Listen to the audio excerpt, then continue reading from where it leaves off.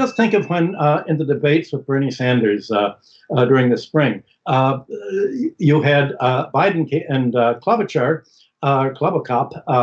keep saying, what you're saying for Medicare for all will be $1 trillion over 10 years. Well, here the Fed can create $1.5 trillion in 1 week just to buy stocks.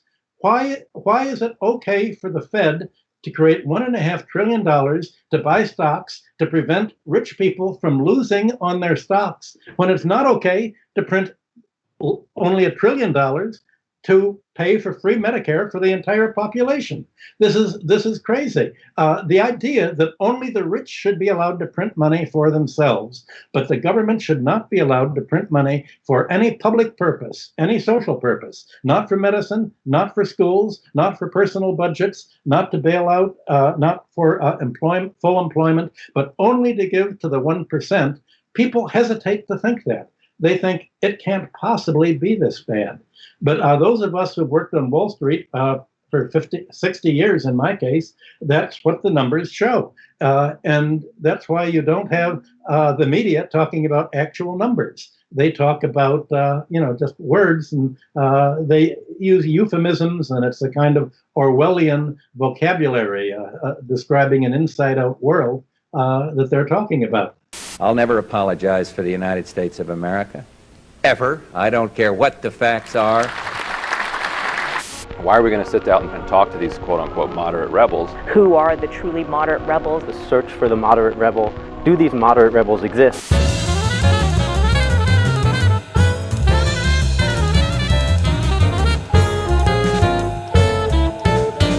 Moderate rebels. The world is suffering right now from one of the worst economic crises in modern history, definitely the worst crisis since the 2008 financial crash. And many economics experts are saying that we're living through the worst recession, actually, since the Great Depression of 1929. Well, joining us to discuss this today, we have one of the best contemporary economists who is really well prepared to explain what has been going on in this global recession during the coronavirus pandemic. And specifically today, we're going to talk about the $6 trillion bailout package that the US Congress has passed. The Trump administration is basically taking Obama's corporate bailout on steroids and injecting trillions of dollars into the corporate sector. And today, to discuss what exactly the coronavirus bailout means, we are joined by the economist Michael Hudson. He is the author of many books, and in the second part of this episode, we're going to talk about his book, Super Imperialism, the Economic Strategy of American Empire. So that'll be much more in the vein of kind of traditional Moderate Rebels episodes where we talk about imperialism, U.S. foreign policy, and all of that. Michael Hudson is also a former Wall Street financial analyst, so he's very well prepared to talk about just the financial thievery that goes on Wall Street, and he is a distinguished research professor of economics at the University of Missouri, Kansas City. So, Michael, let's just get started here. Can you respond to this global depression that we're living through right now amid the COVID-19 pandemic?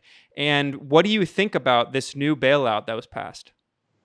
Well, the word bailout, as you just pointed out, really was used by Obama, and the bailout only applies to the banks. The word coronavirus is just put in as an advertising slogan. Banks and corporations, airlines have a whole sort of wish list that they have their lawyers and lobbyists prepare for just such an opportunity. And when the opportunity comes up, whether it's 9/11 with the Patriot Act or whether it's today's coronavirus, they just pass coronavirus onto an act which is should be called giveaway to the big banking sector. Let's talk about who's not bailed out. Who's not bailed out are the small business owners, the restaurants, the companies that you walk down the street in New York or other cities, and they're all shuttered. with closed signs. Their rent is accumulating month after month. Restaurants and gyms and other and stores are small markup businesses and small margin businesses where once you have no sales for maybe 3 months and rent accruing for 3 months, they're not going to have enough money to earn the profits to pay the rents that have mounted up for the last 3 months. The other people that are not being bailed out are the people, the workers, especially the people they call the prime necessary workers, which is their euphemism for minimum wage workers without any job security. There have been huge layoffs of minimum wage labor, manual labor, all sorts of labor. They're not getting income, but their rents are accruing, and their utility bills are accruing, their student loans are accruing, and their credit card debts are mounting up at interest and penalty rates, which are even larger than the interest rates. So all of these debts are accruing, and the real explosion is going to come in 3 months, when all of a sudden this money falls due. The governor of New York has said, well, we have a moratorium on actually evicting people for 3 months. So there are restaurants and other people, individuals, wage earners, who are going to be able to live in their apartments and not be evicted. But at the end of 3 months, that's when the eviction notices are going to come, and people are going to decide, is it worth it? Well, especially restaurants are going to decide, and they're going to say, well, there's no way that we can make the money to pay because we haven't had the income to pay, and they're just going to go out of business. They're not going to be helped. The similar type of giveaway occurred after 9/11. I had a house for 20 years in Tribeca, 1 block from the World Trade Center, and the money was given by the government to the landlords, but not to the small businesses that rented there, the Xerox shops and the other things. The landlords took all of the ostensible rent loss for themselves and still tried to charge rent to the Xerox shops and the food shops, and ended up collecting twice and driving them out. So you're having the pretense of a bailout, but the bailout really is an Obama-style bailout. It goes to the banks. It goes to those companies that have drawn up wish lists by their lobbyists, such as the airlines, Boeing, the large banks. The banks and the real estate interests are going to be the biggest gainers. They've changed the real estate law so that the real estate owners for a generation will be income tax free. They are allowed to charge depreciation and have other fast write-offs to pretend that their real estate is losing value, regardless of whether it's going up and up in value. Donald Trump says that he loves depreciation because he pretends that he's losing money and gets it as a tax write-off even while his property prices go up. So there's a lot of small print, and the devil is all in the small print of the giveaway. And then President Trump has his own $500 billion slush fund that he says he doesn't have to inform Congress or be subject to any freedom of information law, that he gets to give to his backers in the Republican states. And even for the money that is going out to states and municipalities, they're left broke. Imagine New York City and other states. Most states in the United States and cities have balanced budget constitutional restrictions. That means they're not allowed to run a deficit. Now, if these states and cities have to pay unemployment insurance, have to pay carrying charges on the schools and public services, and are not getting the sales taxes, not getting the income taxes from the restaurants and all the businesses that are closed, or from the workers that are laid off, they're going to be left with a huge deficit. Nothing's done about that. There's been no attempt to save them. So at the end, 3 months from now, you're going to have broke states, broke municipalities, labor whose savings are wiped out. As I'm sure you've reported on your show, the Federal Reserve says that half of Americans do not have $400 for emergency saving. Well, now they're going to be running up thousands of dollars of rent and monthly bills. So there's the disaster is about to hit. They will not be bailed out, but no investor really will lose. And you've seen last week the stock market make the largest jump since the Depression, the largest jump in 90 years. And that's because Trump says the economy is the stock market, and the stock market is the 1%. So from the very beginning, his point of reference for the market and for the economy is the 1%. The 99% are simply overhead. Industry is an overhead. Agriculture is an overhead. And labor is an overhead to what it really is, a financialized economy that is writing the whole bailout. It's a huge giveaway that makes them richer than they ever were before. Yeah, and Michael, related to that, you mentioned that the fine print is important, but I also have a kind of bigger question, and I don't really know where exactly these numbers come from. Officially, the bailout is $2 trillion. Many media outlets reported it as effectively $4 trillion, but actually, according to Larry Kudlow, who is the director of the U.S. National Economic Council. He's the Trump administration's kind of chief economist. Larry Kudlow is now saying that it's actually $6 trillion in total, which is a quarter of all of U.S. GDP, and that includes $4 trillion in lending power for the Federal Reserve, as well as $2 trillion in the aid package. So, there is discussion of this aid package, but actually, the aid package of $2 trillion is actually half the size of the $4 trillion that's given to the Federal Reserve. What exactly is that $4 trillion that their Federal Reserve has? Is it some kind of slush fund, or how does it work?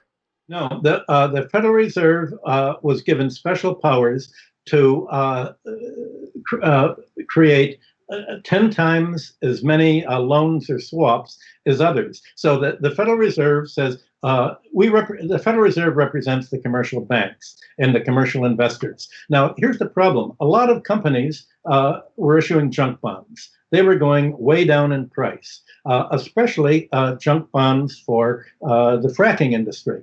The Federal Reserve says, we're going to be backed up by the Treasury. We can just create, as you know, modern monetary theory, we can just create money on a computer and swap. So we will say, give us your poor, it's like the Statue of Liberty, give us your poor, your oppressed, or Aladdin's old lamps for new. Give us all of your junk bonds, and we will give you a bona fide Federal Reserve deposit. So the Federal Reserve has been pumping trillions and trillions of dollars into the stock market. That's what's been pushing up the stock market, the Federal Reserve. The bailout has gone to the stock market, as if the stock market got coronavirus. Stocks don't get coronavirus. They don't get sick. People get coronavirus. And yet it's the stock market that's going up through the Federal Reserve. There's also another $2 trillion, $2 to $4 trillion that the U.S. government has over and above the $2 trillion that's going to the people. So most of the calculations that have been published cite it as a $10 trillion bailout, of which the newspapers, to avoid embarrassing Mr. Trump, only refer to the money given to the wage earners. And they're sort of embarrassed that the vast majority are given to the financial sector that doesn't need a bailout, but doesn't want to lose a single penny from the virus. So when you see the stock market recover almost to what it was before the virus, while the economy is going down, you realize, wait a minute, they're saving the 1% or the 10% of the population that own 85% of the stocks and bonds. They're saving the banks. They're not saving the people, and they're not saving the economy. They're not saving industry, and they're not saving small businesses. So it's an amazing hypocrisy that the mainstream press is not discussing, which is why your show is so important.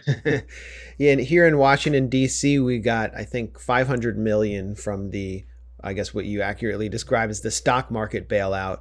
And that's a lot less than on number of red states that are less populous than Washington, D.C. got. So there's a massive shafting here. And then the city has only been able to provide for certain parts of the economy. Undocumented immigrants who do a lot of work here got nothing from the city. Vendors, which are a big part of the informal economy in DC, even though they have to be regulated, got nothing.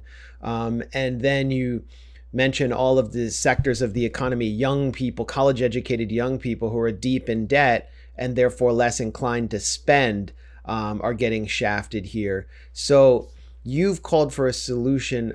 Well, I guess, when you knowing so many of those people, they contribute so little to the economy because they're just putting all their money into debt. So you have called for a debt jubilee. You say that debts that can't be paid won't be, and this is the best way out. Maybe you can explain to our viewers and listeners what that is and why it would be the best remedy. Well, here's what happens if you don't write down the debts that are just going to accrue in the next 3 months. If you don't say the rents will not have to be paid and workers will not have to pay the debts that mount up, if you leave those debts on the books and you make the workers liable for keep paying the student debts and the other debts and the mortgage debts and the rents, then they're not going to have any money left to buy goods and services. When it's all over, they're going to get their paychecks, and off the top is going to be the wage withholding and the tax withholding and the Medicare, and they're going to, if they don't want to get kicked out of their houses, they're going to have to pay all of this money that's accrued while they're not making an income. So you're going to have a shrinkage of the economy, a vast shrinkage. How can they afford to buy anything but the most basic necessities, the cheapest food, the necessary transport? You will have, obviously, they're not going to buy the kinds of goods and services that are supposed to be part of the circular flow. The whole of economics textbook said employers pay the workers so the workers can have enough money to buy what they produce. But the workers don't spend their income only on what they produce. They spend most of their income on rent, on debt service, on taxes, on finance, insurance, and real estate. And this is the only part of the economy that is being enabled to survive. So how can you have the superstructure of rents and debts and insurance charges on an economy that doesn't have the income to buy goods and services? And if they can't buy goods and services, you're going to have the stores closing down because people can't afford to buy what the stores are selling. You're going to have a whole wave of closures, and you're going to go down the streets, and certainly in cities like New York or where I live in Queens, just outside of Manhattan, where block after block, they're going to be for rent signs. It's going to be empty. And if you, the only way to avoid that is for a debt write-down. Now, you've had this occurring for 5,000 years. I'll give you an example that may help be easy to understand. In Babylonia, we have the laws of Hammurabi in 1800 BC.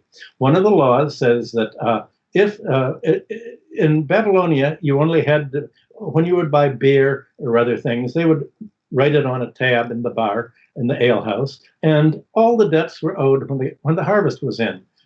You'd pay the debt seasonally. Well, Hammurabi said, if there's a drought or if there's a flood, then you don't have to pay the debts. Most debts were owed to the palace and others. And he said the reason we're doing this is if we don't do that, then you're going to have these debtors become debt servants, bond servants to the creditors. They're going to owe their labor to the creditors. They're going to lose their land to the creditors, and they won't be able to work on public infrastructure projects. They won't work for the Babylonia. They won't serve in the army, and we can be invaded. And they won't be able to use their crops as taxes because they'll owe the crops as debt. So we're going to write it down. So the whole idea for thousands of years of every Near Eastern ruler starting his reign by writing down the debts was to begin everything in balance, because they realized just mathematically debts grow at compound interest.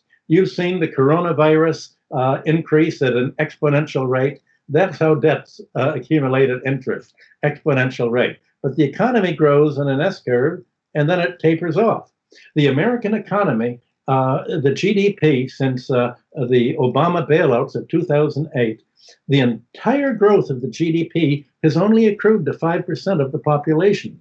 95% of the GDP, the population for 95%, industry, agriculture, that's actually gone down. So we're already in a 12-year depression, the Obama depression that they like to call a recession, because most of the media are Democratic Party people. But you're going to have this recession turn into a genuine depression, and it will continue until the public debt is that is state and local debts written down, the mortgage debts written down, and the personal debts are written down, starting with the student loans, the most obviously unpayable debt. And the choice is, do you want a depression, or do you want the banks to be able to collect all the economic surplus for themselves?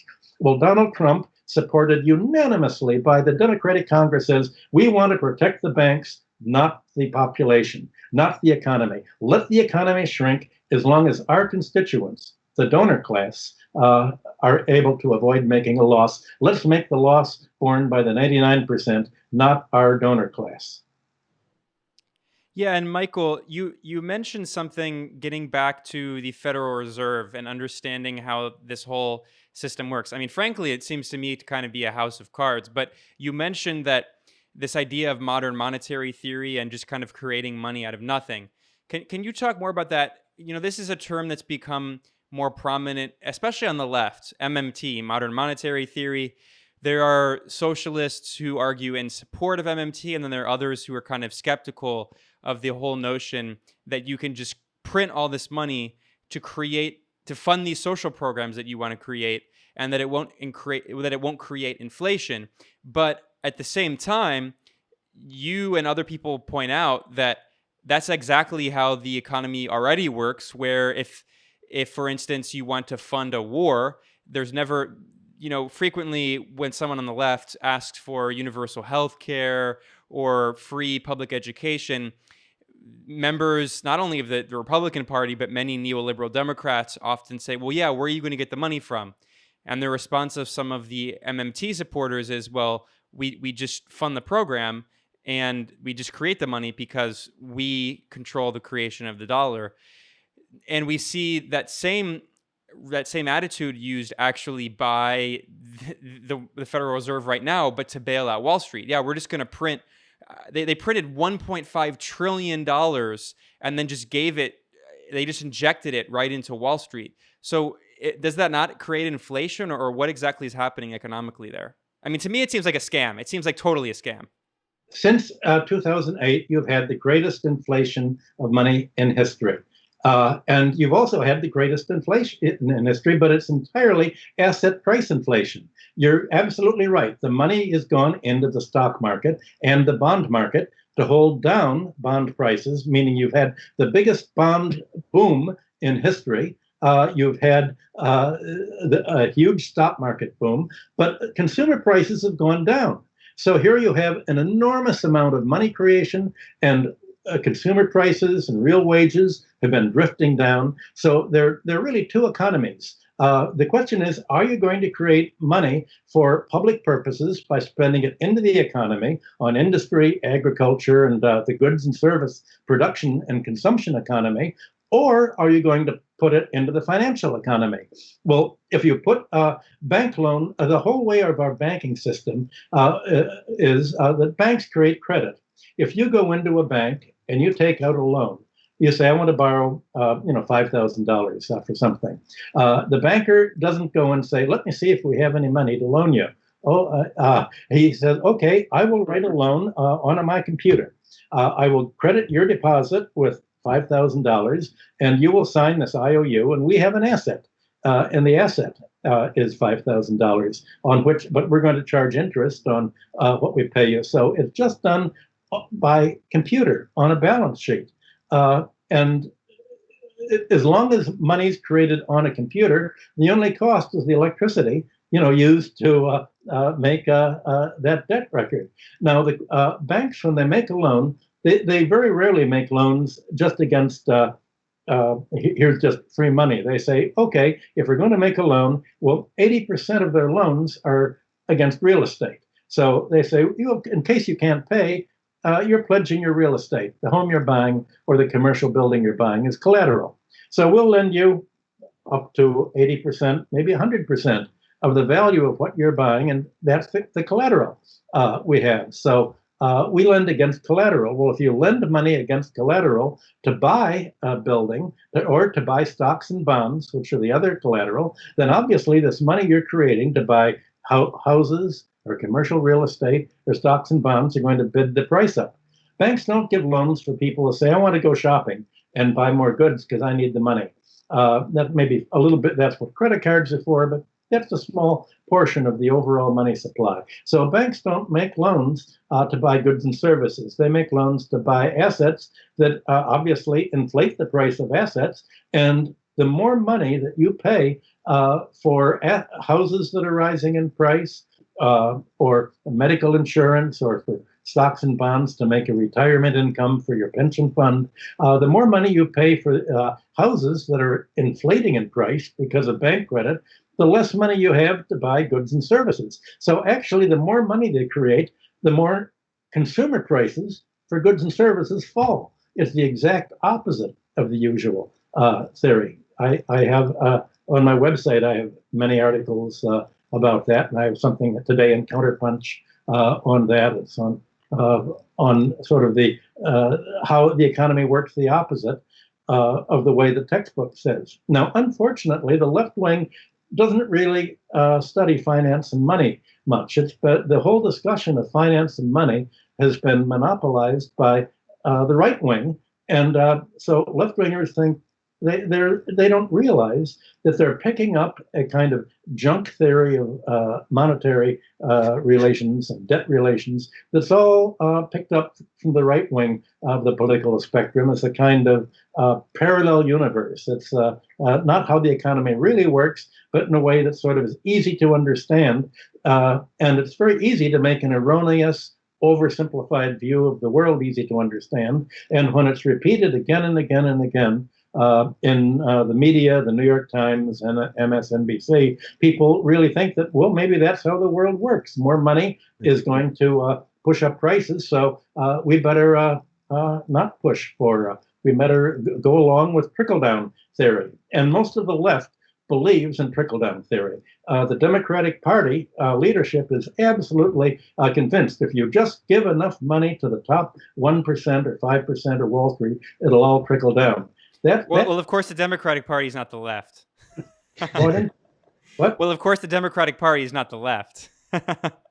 That's right, but it pretends to be, and it is crowded out the left. It is. It's you can see in the recent election primaries that its job is to protect the Republican Party from any critique by the left, to interjecting itself in between the Republican Party and any possible reform movement. Exactly. Well, they stood up really strongly against the bailout. I mean, what was it, 96-0? And in the voice vote, I was listening to the voice vote last night in the House. I didn't hear AOC's voice against it. They did a voice vote so that everybody could say, "Oh, it wasn't me." No. So you mentioned, foreclosure king Steve Mnuchin gets like a $500 billion slush fund. I haven't heard much discussion about that. What will he do with this sort of opaque slush fund, and how will this, I mean, it's a leading question, but how will this kind of reinforce or consolidate inequality for the next generation? Well, gee, I hope he gives some of it to Kamala Harris, who was the Attorney General who let him do all of this, and who thoroughly backed him and was the the iron fist behind his foreclosure program. So I'm sure he'll press for Kamala to be the vice president on the ticket. And that I guess the Democrats have a problem. How can they guarantee that they have their candidate win? Their candidate is Donald Trump. How can they make sure that they have such a weak candidate that he's sure to lose to Donald Trump? And the choice is we'll get a vice president that's so unpopular that they're sure to lose. Now, it's a race between Kamala Harris and the Minnesota lady. Klobuchar, the one who throws staplers at her staff. She seems very charming. My wife can't even look at her on television, but I think the pretense is that she'll help get Minnesota, as if Minnesota's, where I'm from, are so dumb just to vote for somebody from there. But by getting Minnesota, they'll lose the whole rest of the country. And so I think she'll be the vice president, because that guarantees a Trump victory, and that will enable the Democrats to say, they'll have the president they want. That's for their donor class, but they can say, that's not us, that's the Republicans. So right. That's the Democratic strategy. Right. Then they can raise loads of money for the resistance and all of the, outside think tanks. And that was the old Republican, like William F. Buckley strategies. We're better throwing rocks outside the building and raising a ton of money for the National Review than actually having to govern. And that seems like the Democratic strategy. But I guess I was asking about how you see the economy transforming, because the Obama bailout sort of transformed it or consolidated the gig economy, where everyone has to work 3 to 5 jobs, and all what was supposed to be a highly educated middle class is deeply in debt. Where do you see it after this next tranche of stock market bailouts? Okay, let's look at 3 months from now. Smaller companies are going to be squeezed because all of their expenses are going to go up. Small companies have had to run up debts, and they have all sorts of other problems. And their earnings, their prospective profits, are not going to look that good because there's not going to be a market for the things that they sell because of the debt deflation that I talked about. So what's going to happen? You're going to have a bonanza for private equity capital. The 1% that have access to bank credit and have their own equity capital are going to come in and pick up a lot of real estate that's going to be defaulted on, just like they did after Obama evicted his constituency, the mob with pitchforks. Right. And evicted them. They're going to pick up, Blackstone will pick up more real estate. Big companies are going to pick up small companies. So you're going to emerge with a highly monopolized economy, much more centralized. And that's the important thing to realize about free market economics and libertarianism is libertarians are advocate central planning. The Chicago School of Monetarists advocate central planning. The free marketers want central planning. The banks are the planners, not the government. They want to exclude the government from planning, except to the extent that they can take over the government, as Trump has done, and plan all of the income to be transferred to themselves from the rest of the economy. So we're going to have a much more centrally planned economy by a coalition of monopolies and the government. In the 1930s, that was called fascism. It's what we call a public-private partnership or something. Right. That's just really quickly, and maybe we can kind of transition after this. But you mentioned Blackstone. I think this is one of the key components of the bailout. I mean, they own so much stake in so many of the companies getting bailed out. Can you just describe their role and what they are? Appropriate that they were put in charge of the bailout. So if they're the largest company buying up defaulted real estate and picking up the weak, it's called moving assets from the weak hands to strong, then they might as well be put in charge because they're going to be the company doing all the grabbing. So of course they're in charge of it. All this grabbitization. That was their word for privatization in the 1990s. So grabbitization is, I think, a better word than public-private partnership. It's not really a partner. It's sort of a one-way partnership. There's one subsidiary partner to that. It's really financialization and grabbitization. Right. Just the kind of the looting of state assets. Going back one step here, Michael, you were talking about the way that people should think about how the economy actually works. And I mentioned MMT.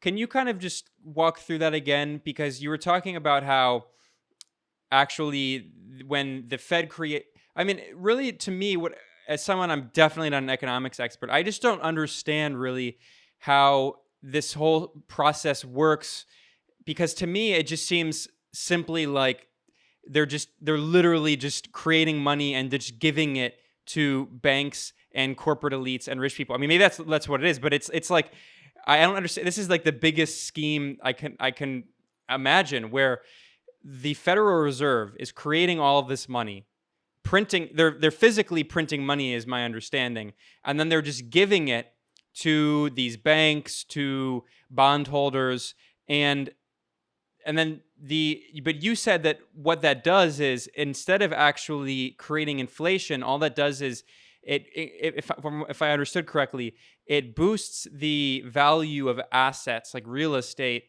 while at the same time deflating wages and commodity prices.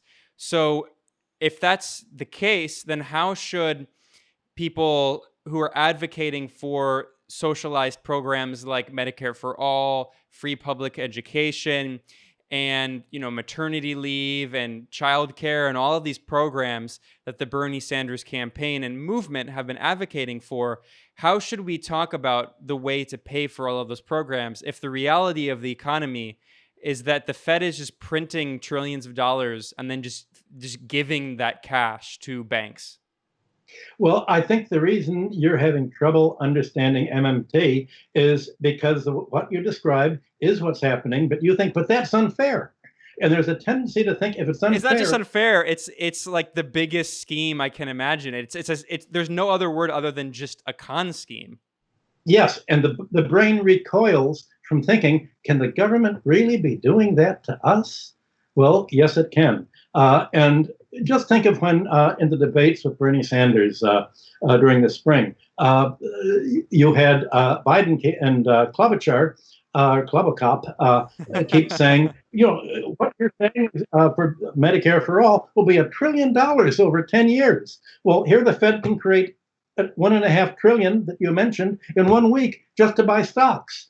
Why is it okay for the Fed to create $1.5 trillion to buy stocks to prevent rich people from losing on their stocks, when it's not okay to print only $1 trillion to pay for free Medicare for the entire population? This is crazy. The idea that only the rich should be allowed to print money for themselves, but the government should not be allowed to print money for any public purpose, any social purpose, not for medicine, not for schools, not for personal budgets, not to bail out, not for full employment, but only to give to the 1%. People hesitate to think that. They think it can't possibly be this bad. But those of us who've worked on Wall Street for 60 years, in my case, that's what the numbers show. And that's why you don't have the media talking about actual numbers. They talk about, just words, and they use euphemisms, and it's a kind of Orwellian vocabulary describing an inside-out world that they're talking about. They will buy stock. They'll say, we're going to buy 1 million shares of Boeing. They'll just write a check, and the check will be Federal Reserve, and people will get the money, and the Federal Reserve. You can create a deposit just like a banker will write you a loan when you go in and borrow, and there'll be a computer. The Fed can do the same thing. Stephanie Kelton, my department chairman for many years at University of Missouri at Kansas City, describes this. The University of Missouri's website, New Economic Perspectives, has a description of it. So there, if people want to Google either her, UMKC, or what I've written, or Randy Ray at the Levy Institute, you'll get.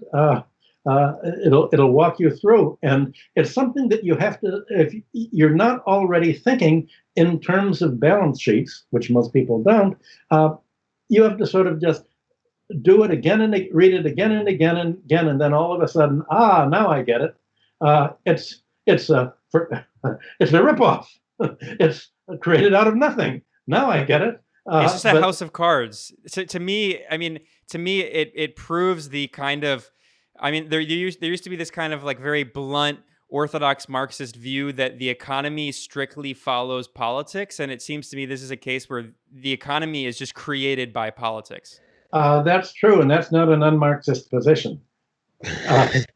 Marx did distinguish between oligarchies and democracies, and capitalistic finance capitalist economies and industrial capitalist economies. Right. And the 17 billion for urgent national security measures was straight into the pockets of Boeing, which had its 737 Maxes falling out of the sky, and had been clamoring for this bailout for a long time. I mean, you saw 3M, the maker of these masks, which are suddenly unavailable, gain a total exemption from lawsuits if the masks that it mass produced now somehow failed. So all these things stuffed into the bailout were what industry and finance had been clamoring for years, and they finally had the opportunity to do it. All right, we're going to take a pause there. That was the end of part 1 of our interview here with the economist Michael Hudson. He is a Wall Street financial analyst, a distinguished research professor of economics at the University of Missouri, Kansas City, and of course, the author of many books on economics. You can find some of his work at michael-hudson.com. We will link to that in the show notes. He has interviews with transcripts and articles. You can also find some of his economics work and the work of some of his like-minded colleagues at the economics department at the University of Missouri's Kansas City website. I will link to that as well in the show notes. You can find the show notes at moderaterebels.com. In part 2 of this episode, we're going to continue our discussion of the house of cards that is the international financial system, the economic system. And in the second part, we're going to talk about his book, Super Imperialism, The Economic Strategy of American Empire. This is an incredible book. Here at Moderate Rebels, Max and I frequently talk about the political and military side of imperialism. Michael Hudson just spells out in easy to understand terms how imperialism works at an economic level, how the US government and the Treasury, through the backing of military force countries around the world to buy US bonds, Treasury bonds, and how there's basically just a con scheme where countries pay for their own US military occupation through buying US Treasury bonds. Michael Hudson explains that all in really simple terms. And we also talk about the rise of China and how China does challenge a so-called threat, in scare quotes, to not the American people, but rather to the hegemony of the US financial system and the main financial instruments, the weapons that the US uses to maintain that hegemony, the International Monetary Fund, the IMF, and the World Bank. And Hudson describes how, in his terms, the IMF and the World Bank specifically are some of the most evil institutions that are really maintaining the American dictatorial authoritarian chokehold on the global financial system. If you want to support this program, Moderate Rebels, and the kind of independent interviews we do like this, giving a platform to some of these voices who you're never going to hear in mainstream corporate media, you can go to patreon.com/moderate rebels. Please consider supporting us and definitely join us in part 2. See you soon.